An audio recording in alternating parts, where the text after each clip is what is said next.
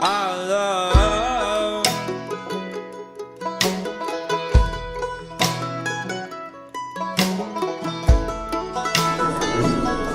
We are teaching on marriage. The sermon series is called Summer Lovin'. We're teaching on marriage, but what we're finding already is that these principles that we're teaching on are far more broadly applicable than to just marriage. Today, the topic is love. And one of the points we're going to make is we are all called to love all the time. And so this is not a uniquely marriage-focused principle, but the other weird thing we're doing, well, you gotta think of it. The other weird thing we're doing is we are preaching in couples. And so today, I'm going to introduce a special guest. You don't know who it is yet. It could be anybody, but it is my wife of 25 years. We celebrated our 25th anniversary on Tuesday. Carolee Buzza. She has been mine longer than she's been her parents now. She's been a Buzza longer than she's been a Keating. We have 3 wonderful kids. David is 19, Connor is 17, Emily is 15. Is David teaching today? Okay, there you go. Or skipping one day. I saw him somewhere. And we caught him. Yeah. But on Tuesday we celebrated our 25th anniversary, and we celebrated by nearly losing my wife. We were kayaking on one of the Gulf Islands, and we learned all about currents.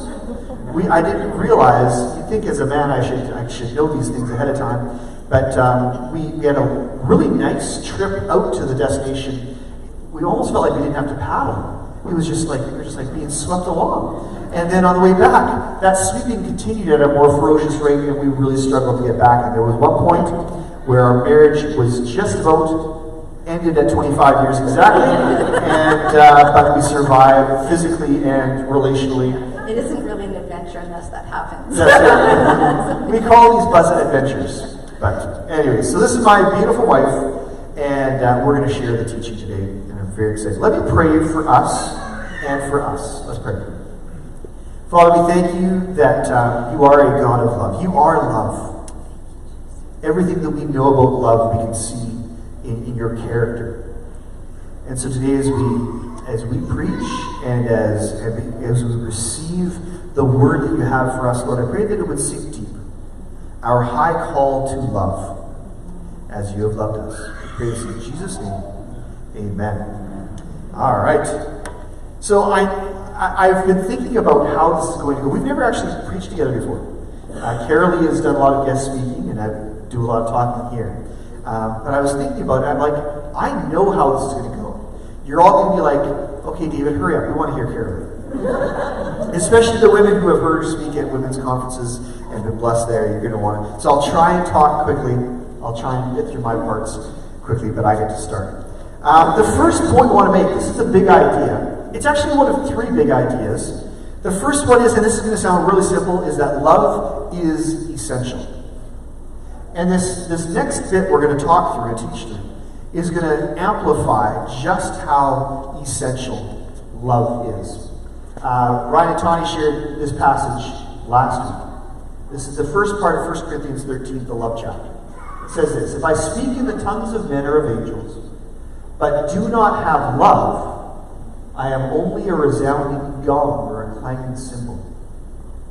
If I have the gift of prophecy and can fathom all mysteries and all knowledge, and if I have a faith that can move mountains, but do not have love, I am nothing.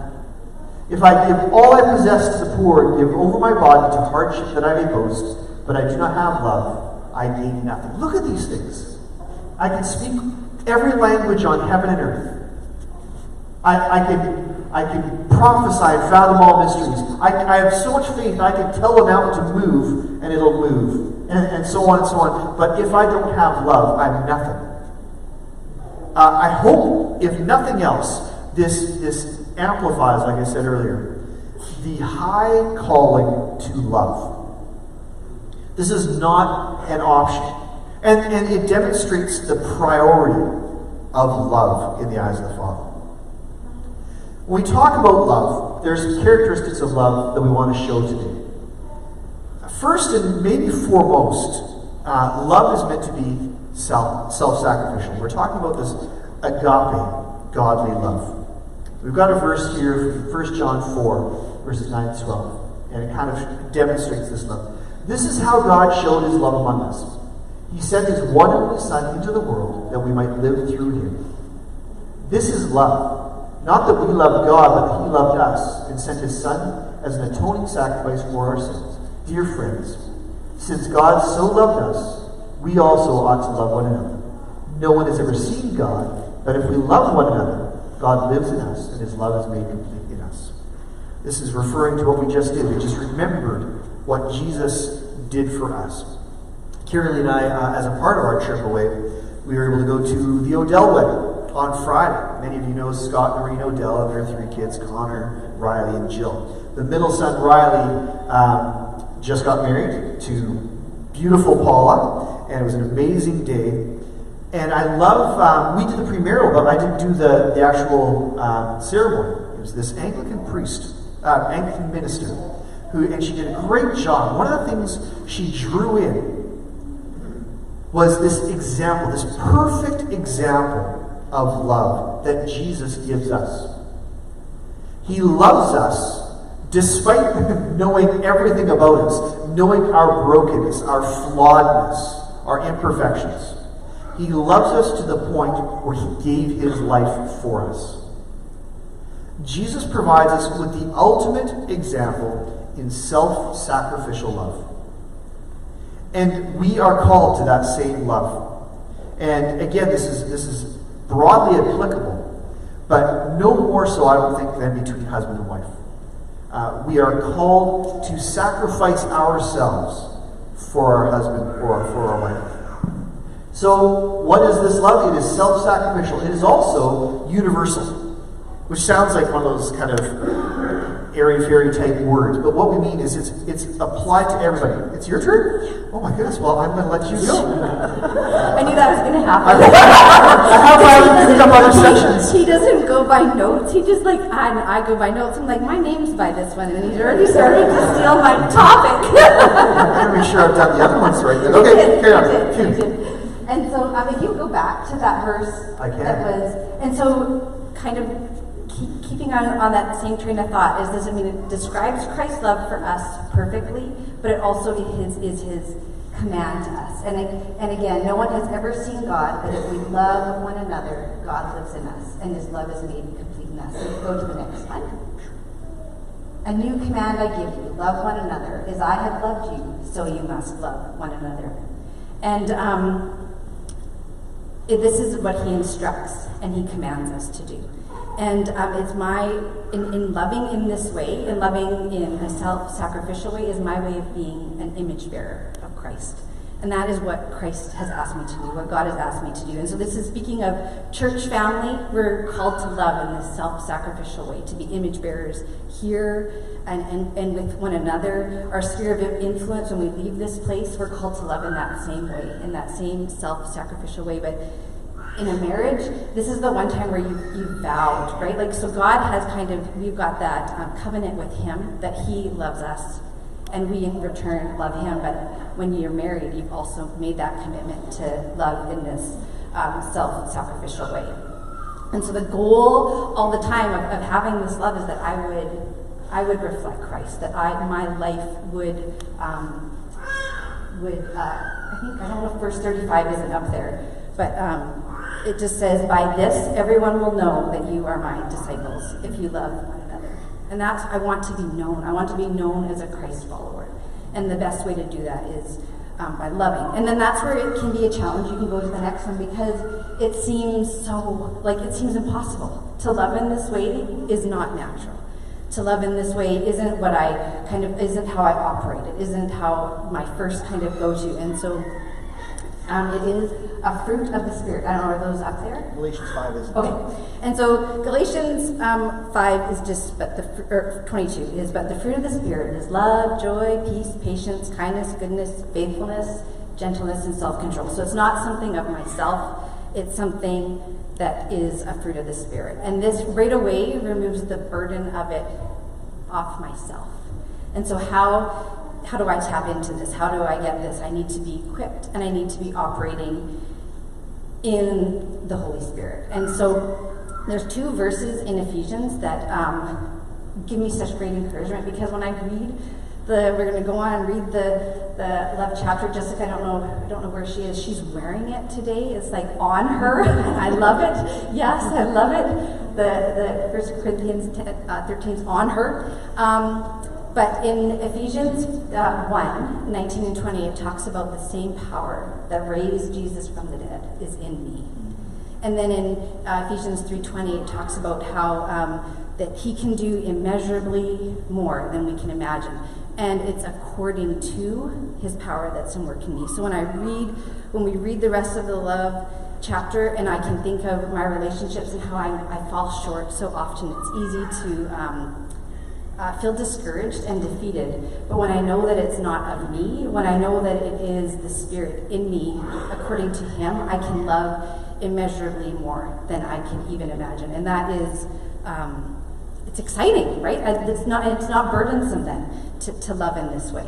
And so how do we do that? How do we equip ourselves? How do we make sure that we're walking in the Spirit? And there is a chapter about abiding that I'd like to read, because this to me is exact. How do you know that you're walking in the Spirit? There's one task that you've been asked. It's to remain in him. So I'll read this. Remain in me as I also remain in you. No branch can bear fruit by itself. It must remain in the vine. Neither can you bear fruit unless you remain in me. I am the vine. You are the branches. If you remain in me and I in you, you will bear much fruit. Apart from me, you can do nothing. If you do not remain in me, you are like a branch that is thrown away and withers. Such branches are picked up, thrown into the fire, and burned. If you remain in me and my words remain in you, ask whatever you wish, and it will be done for you. This is to my Father's glory, that you bear much fruit, showing yourselves to be my disciples. As the Father has loved me, so I have loved you. Now remain in my love. If you can keep my commands, you will remain in my love, just as I have kept my Father's commands and remain in his love. I have told you this so that your joy may be in you, and that your joy may be complete. There's one more. My command is this: love each other as I have loved you. Greater love has no one than this, to lay down one's life for his friends. I mean, this passage is so full, but it touches on all the things, right? I want to walk equipped in the Holy Spirit, not relying on myself to love, but on him. And so I remain in him. I abide in him. How do I do this? I mean, it's like read your Bible, pray every day. I mean, that doesn't get old, but it's the truth. And here it talks about remaining in his word and talking with him. Is my focus my relationship with Christ? And so it is so easy in this life that we live in for me to be about, is my marriage good? Is my family good? Are my children good? Am I a good wife? Am I a good mom? And those are wonderful things, but if that's where my focus is, that becomes my idol. And it becomes a distraction for what Christ really wants me to be doing. And so if my focus is on him and living in that self-sacrificial way, those are outpourings. That love, that being a loving mom, being a loving wife, being a loving person as I go about my day, that just is a natural fruit. Trees don't work at producing fruit. Trees, if they are looked after by their father, looked after by their gardener, they just produce fruit. And so it takes the burden off of yourself, is to focus on Christ, and then fruit is produced. And so we do need to believe. It talked about that faith in that first part. We do need to believe in his love for you, and then it's remaining in him, and then love is a result. And I think that's you. Perfect. Good. Yeah, love is not natural. As much as it's easier to love a Carol Lee than it is to love some other people, it's not natural. And it's supernatural. And it becomes easier when we are fueled by the fall. That's good. All right. Here's the next big idea: is love is action. And this is the point in the show where Ryan texts me a Toby Mac or a DC Talk video that love is a verb. But yes, love is action. And at the end, we'll talk a little bit more about love almost in an equation. but love is action. And the first action is this. Well, actually, let's look at all the actions. This is 1 Corinthians, this is the next part of 1 Corinthians 13. A description of what love is. Love is patient. Love is kind. It does not envy. It does not boast. It is not proud. It does not dishonor others. It is not self-seeking, not easily angered. It keeps no record of wrongs. Love does not delight in evil, but rejoices with the truth. It always protects, always trusts, always hopes, always perseveres. I got my sections right. This is me? And this is really funny that I got love is patient, because in our relationship, there's a clear first and last when it comes to patience, and I am last. Patience is one of those things I think a lot of people struggle with. For me, what's the opposite of a superpower? It's my kryptonite, where I go off the handle easily. I am not slow to anger as I should be. But when we talk about patience, and again, reflecting back on that verse that Carolee shared, when we are tethered to the vine, it becomes less about our own skill and our own character trait of being able to be patient. And it becomes more about being a reflection of the one we are attached to, of the vine that we are growing and bearing fruit from. Patience being a fruit of abiding in that vine. And I actually don't have a ton to say. I really don't know how I drew this straw, because I love one of the words Carolee drew out. It's a theme word, not a scriptural word, but this idea of graciousness. We can be more patient with a person when we have grace for them. And one of the things that is both beautiful about an intimate relationship, but it's also difficult, is that idea of grace. I don't know how many of you are dating, have dated, or remember dating, but really, it's funny because it was Ryan and Mark's parents, Jim and Sharon Douglas, who did our premarital many, many years ago. One of the things they said about us was that, as we had literally never had a fight. And they said we were almost living this cartoon life where these little hearts were popping up above our heads as we would talk to them. And they warned us that that's not reality, that there will be some challenges to come. But it's amazing when you're in that heart-popping love phase, you have all the grace for a person that could be. You feel loved, and you give love easily. But it's amazing that in that intimate relationship, you will also have way more opportunities to have challenges and tension between you. And that patience can go away pretty quickly. Okay? For the time I spend with Steve, I find it very easy to love him, because we have this nice buffer of time. And so we don't have as much history and tension between us. But the person I love most on this planet, we spend a fair amount of time together. So we have lots of opportunities to lose patience. But that's why it needs to be not natural, but supernatural. Next one. Love is kind, and this is you. This is me. Good job. Thank you. And so there's this one I'm also going to tie in together in verse 5, where it talks about love does not dishonor others.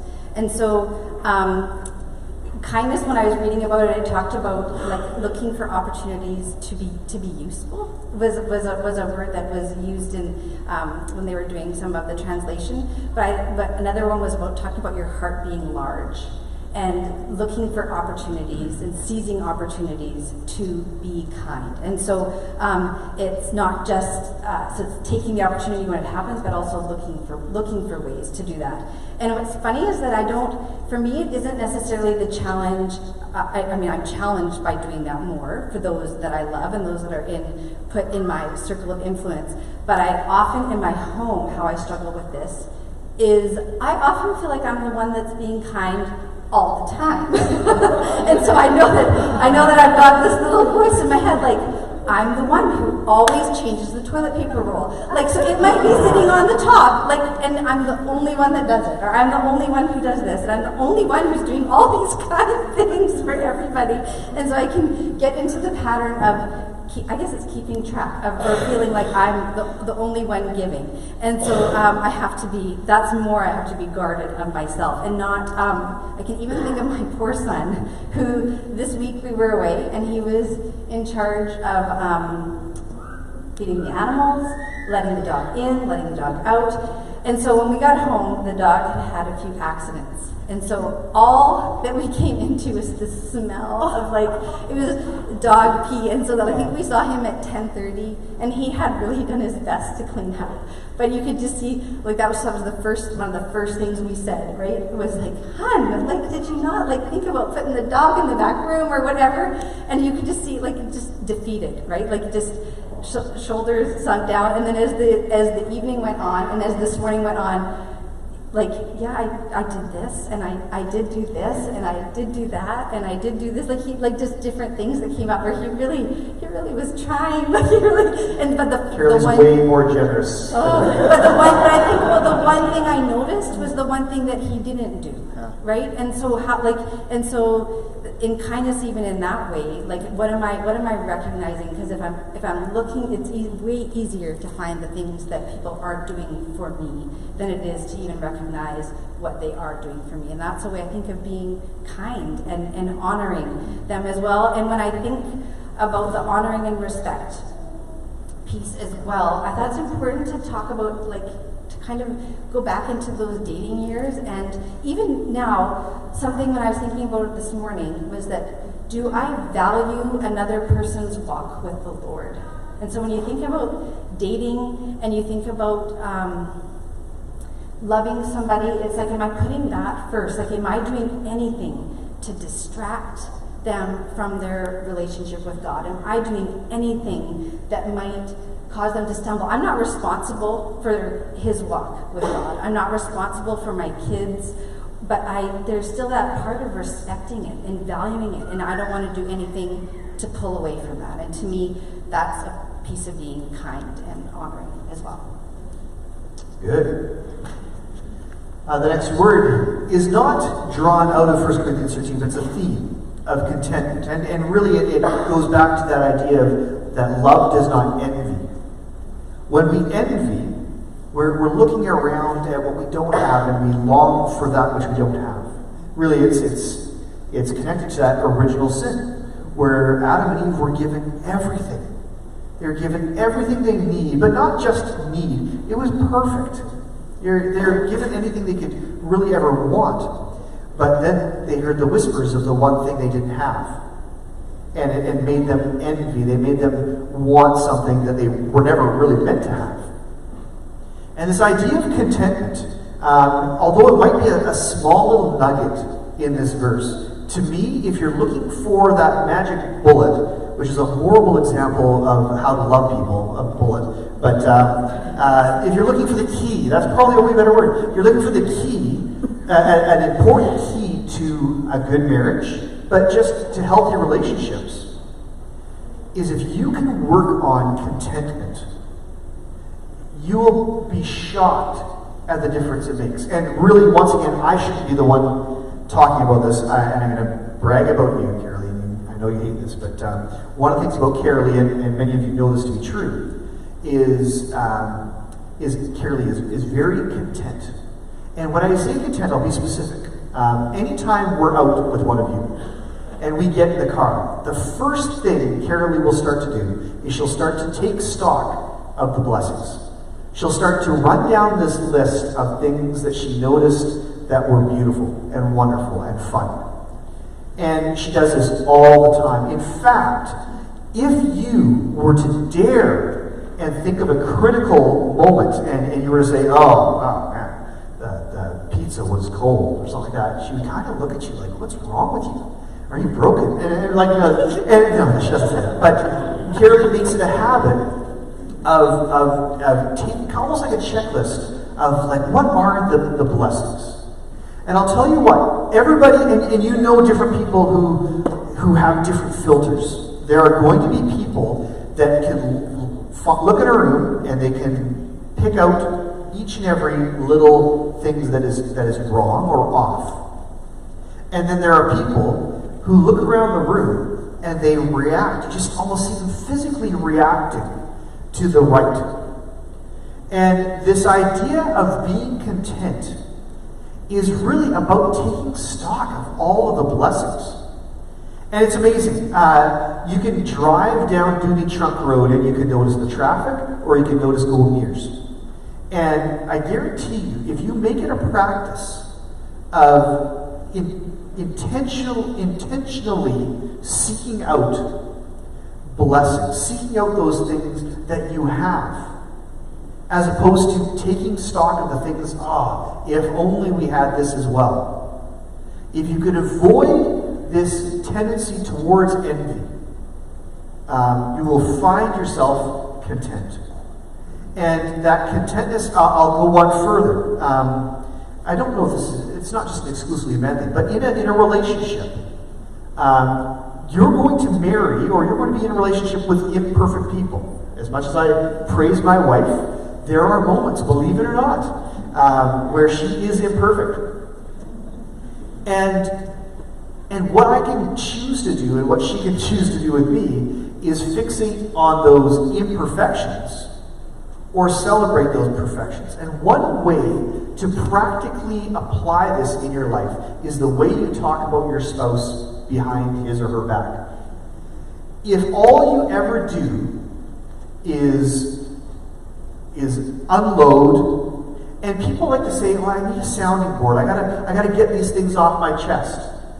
But there's power in the tongue, and those things you confess, and especially if you confess them to somebody else, and they're negative things that you confess to them, it's gonna be like stamped on their face, and when you see them, that's what you're going to see.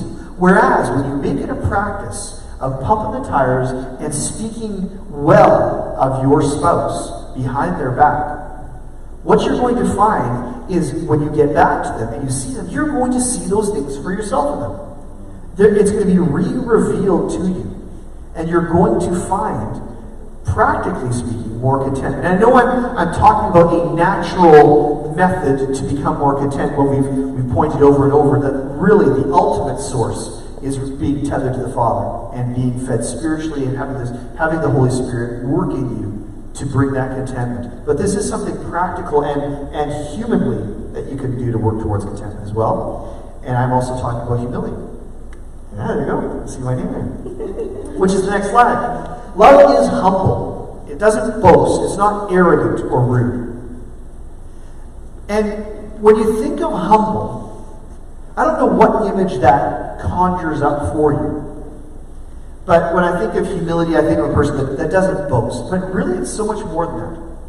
When we look for a model of humility, it has to include somebody who deserves glory or this place, but they are content to work at this place.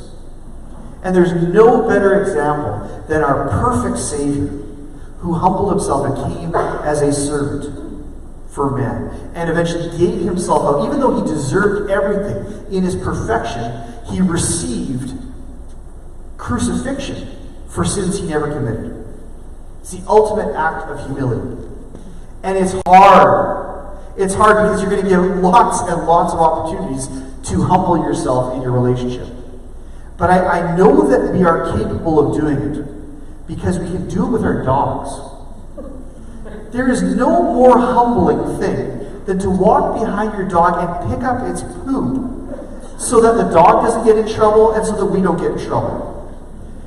But in your relationship, there will be emotional, relational poop that we are called to pick up. We are called to humble ourselves to pick up. And how much more valuable should your spouse be than your dog? Like lots. Like I don't know how many times, but many, many times more valuable. And so that act of humbling yourself, maybe feeling like you deserve more. I love what Carolee said about the kindness. Is a lot of times, because I honestly feel like I'm the kind one in our family. And that Carolee is a project for me to exercise kindness with. But we get lots of opportunities to practice humility because we feel like when I am kind, when I do put the toilet paper on the toilet paper roll, I want a pat on the back. or a hug, or a lingering kiss, or something, as a reward for my diligence. I feel like I deserve that, but maybe she hasn't noticed that yet, and she has noticed that I did make the bed, or she never gives me trouble for that. She just celebrates that she does it. Anyways, we have lots of opportunities to practice humility, to come under that which we believe we deserve for the sake of loving well. And that's all I have to say about humility. And so I think the last kind of... Can I interject before you do this? Carolee is the perfect person to talk about this because she gets lots of practice doing this. All right, love is forgiving. And so the piece from the Corinthians passage that kind of talks about this is it keeps no record of wrong. And I've thought over and over and over about that all week because it's one thing to say forgiveness, and then it keeps no record of wrong, just takes it to a whole new level. And so forgiveness is hard, and it's usually not instant, depending on what it is. Like, I mean, we have, some of us have really big hurts, and people have wronged us in really big ways, and so for it to be an instant thing, sometimes it's a process that God walks us through. And so what does it mean to keep no record of wrong? As I've been thinking about that, because I was thinking about too that sometimes it is like we don't want to necessarily unload all the time, but sometimes you do need to be able to get to a point of healing. You need to be able to share your hurts. I think about the 10 steps, 12 steps, 12 steps, 12 steps. And in it, there's that point where you go to people and you ask for specific forgiveness for specific things. And so there is something healing about going through it, but I think it's what's your heart. And so when I was looking up the keeping record of wrongs, when I'm looking at a translation, and it talked a bit about like it being like a bookkeeper, like accounting, right? And so where it's really, I'm looking for revenge, I'm looking for justice, I'm looking for like keeping track of all the wrongs this person has done. And so my heart isn't about getting to a place of forgiveness. My heart isn't about getting to a place of restoration. And so that, because sometimes as a parent, like keeping no record of wrongs, and I'm just like, keeping no record of wrongs. I was like, I'm given responsibility for this child, and so if I keep no record of their wrongs, like if I'm not keeping track of where they may need direction, like that doesn't necessarily work, but I'm not about like keeping track of all their wrongs that they did and I'm gonna store it. So I'm keeping track of it because I want them to be right with God. Because I want to know how He might want to use my words, or so it's a different heart. It's a different heart. And the same with a relationship with a spouse. Am I keeping track of the wrong so I feel justified, so I feel right, or am I sometimes mentioning things and not sweeping things under the rug so that way we can have a restored relationship? And so, forgiveness is a process, and I don't want to just like kind of brush over, forgive the 70 times 7, and all of those things are good and all those things are for our benefit, but it is a process. And the keeping no record of wrongs where's my heart, right? Am I wanting to be in restored relationship with somebody? Is what we're doing about getting to that place of forgiveness and about getting to that place of restoration, or am I just wanting to be right? Am I wanting to be I can't think, is vindicated a word? Having those wrongs righted. And so that thinking about and mulling over that verse is kind of where I ended up with keeping no record of wrongs. And so the last piece, I don't know if that verse is, yes. And so I'll just this verse summarizes everything from that. Love always protects, it always trusts, it always hopes, and it always perseveres. And this is a great picture of God's love for me again, and the picture of the love that He's asked me to show others and to live out. And I love that first word, that protects, because it talks about covering and bearing all. And I just think of, I have this picture of Jesus just kind of like throwing over like a blanket of forgiveness, right? A blanket of mercy. And so where sometimes, there's lots of wrongs that He could broadcast But his first thing to do is that when I come to him is just to cover it up, right? Cover it up, wash it away. And he truly does keep no record of wrongs. And then the next one, the trusts and the hopes. And it's God always believes the best in me, and he always expects good of me. And so when I think about that for others, is that how do I view my spouse? What am I expecting out of our relationship? Am I going in with looking for those negative things? Am I going in believing the best and expecting the best? And then the last one, the always perseveres, and it's never giving up. And I love that picture of God. Just he never stops pursuing.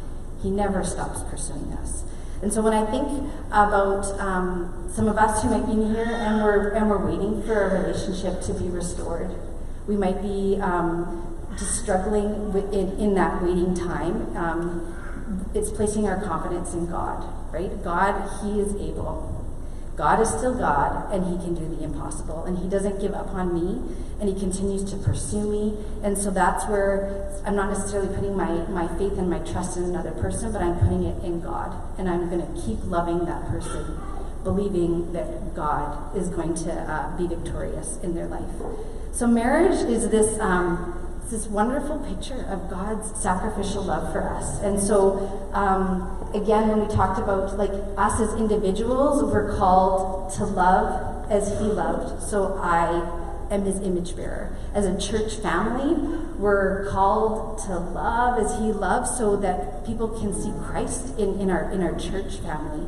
And then in our marriage, that's our role as well, is that we want to be an image bearer of Christ. And so there was this one quote from a video that I was watching, a question that it kind of left us with, and it just talked about, as much as your family and marriage is all important, at the end of the day, when you're before God, he's not going to ask you if you had a happy marriage. He's going to ask you, did you bear my image? Did you love the way I asked you to love? And it trumps all things, right? It's not just about in your marriage, right? It's about life in general. And so that will be, I'm challenged by that. I want to love the way that he loved it. And I want to say that I did my best to love the way that you asked. That's beautiful. All right, speaking of beautiful, this is the last part of the scripture that we're looking at. This is verse 8. And it says this, that love never fails. And this could be possibly a trigger statement for many of you. Some of you might look at it and go, oh, that sounds like a Hallmark movie title. It sounds very smarmy, where something bad happens and then everything gets fixed and they lived happily ever after. And it can feel trite. And it can feel imaginary or make-believe. But this idea that love never fails, this is out of the Bible, people. But we need to get our head around what this actually means. Because I think a lot of the times, we look up, and I mentioned this earlier, we look at love as a part of an equation. And I think that a lot of times we feel like chemists, or we feel like cooks who are bringing these ingredients together, and the end result should be love. If we do everything right, then we will have love. And we wonder, we get to this point in our relationship where we look at our spouses like, okay, right now we don't have love. So which of these ingredients is not correct? But what we've got to do is change the paradigm to understand that love is the ingredient, not the result. It's not the part we evaluate to see whether or not it has happened. It is the ingredient. And it's the ingredient we've all been called to contribute to every relationship we're in.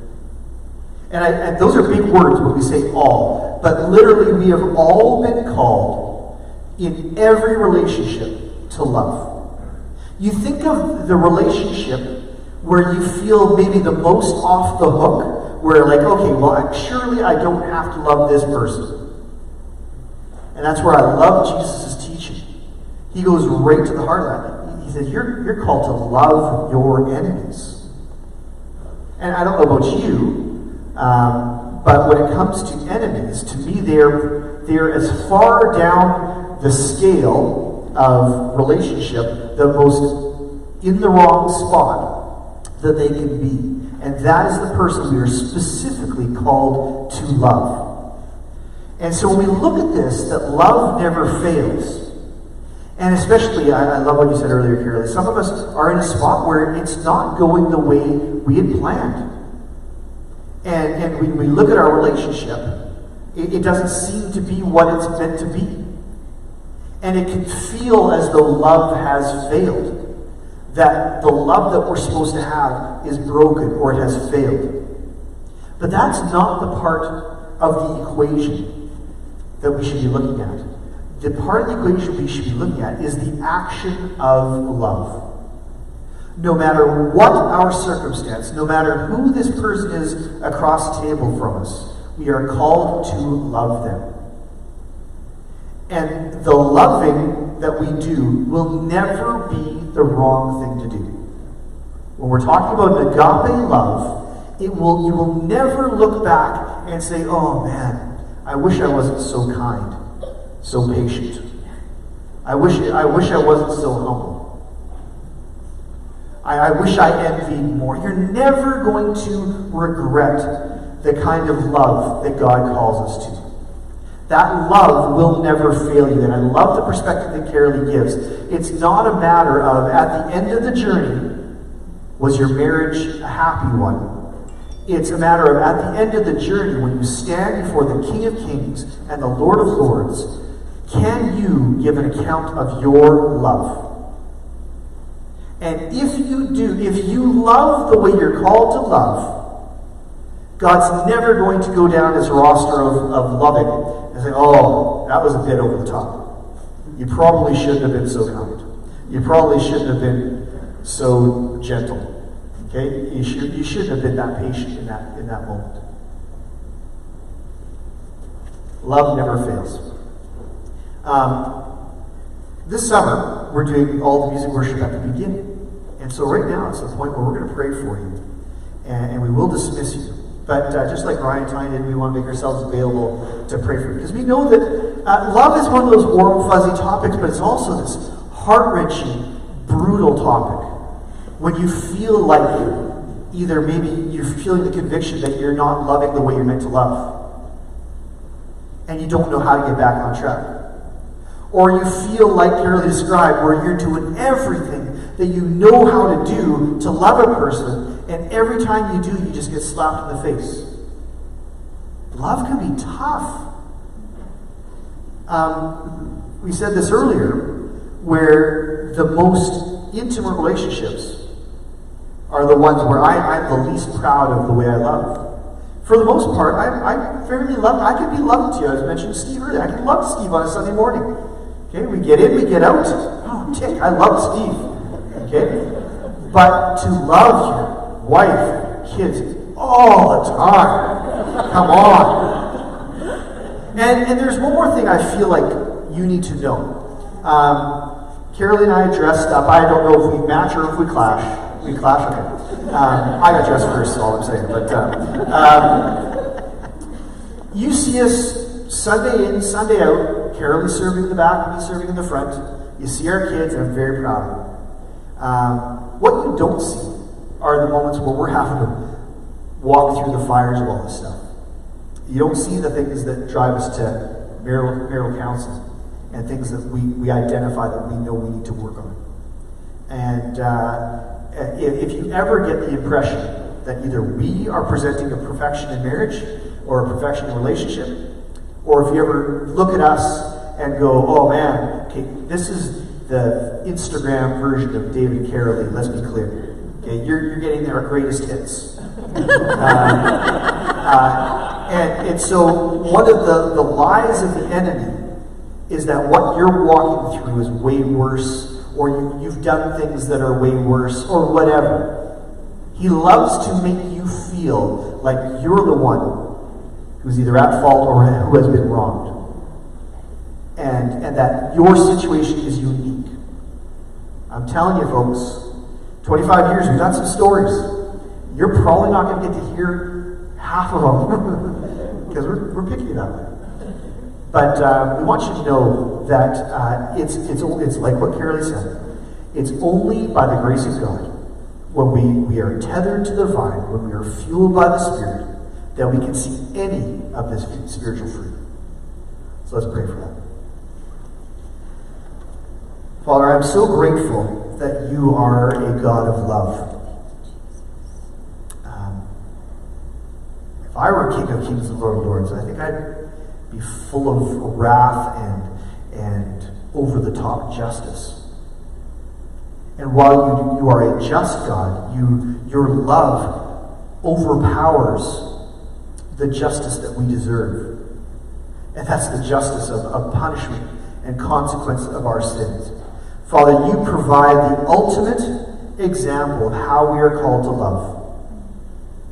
That we are called to look at people with love lenses. And we're called to excuse and push past the hurt that they give us and return only with love. Father, thank you for the model you've given us. I pray that first and foremost, when we look to be more loving in our relationships, whether it be a relationship with a husband and wife, or a child, or a co-worker, or just an acquaintance, Lord, that first things first, we would look to you, and we would look to draw nearer to you, to draw closer to you, so that we look more like you, like Carolee said, that we become more and more image bearers of who you are. We become reflectors of who Christ was and is.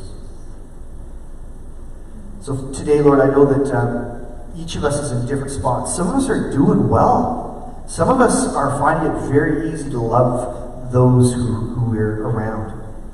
And some of us are beat up and broken, whether it be by our own doing or by the circumstances that went ahead of us.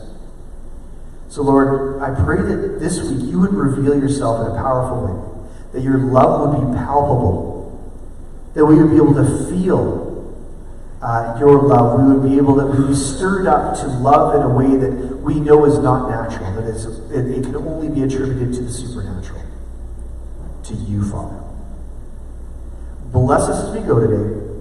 In Jesus' name, amen. I want to remind you of two things.